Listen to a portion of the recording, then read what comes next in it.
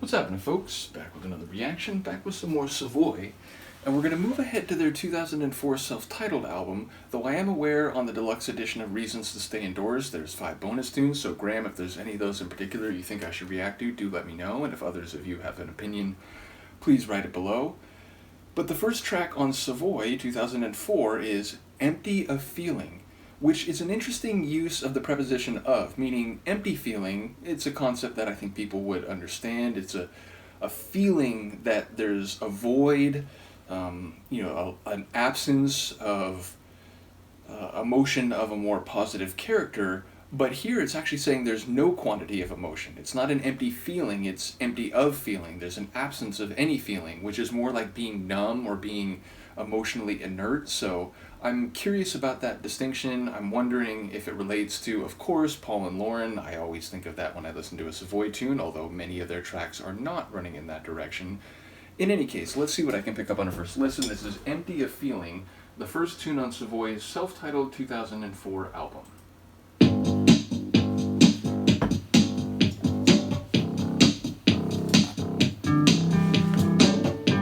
Wicked little grinding bass.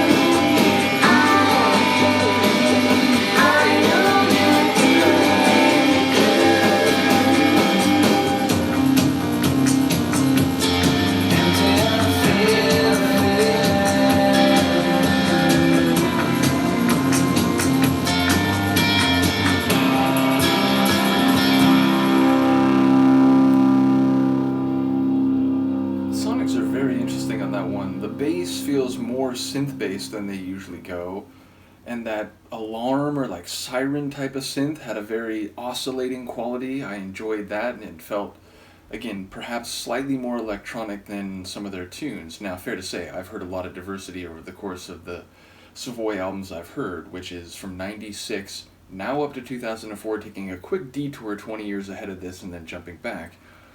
But yeah, definitely had a unique sound for the Savoy I've heard so far.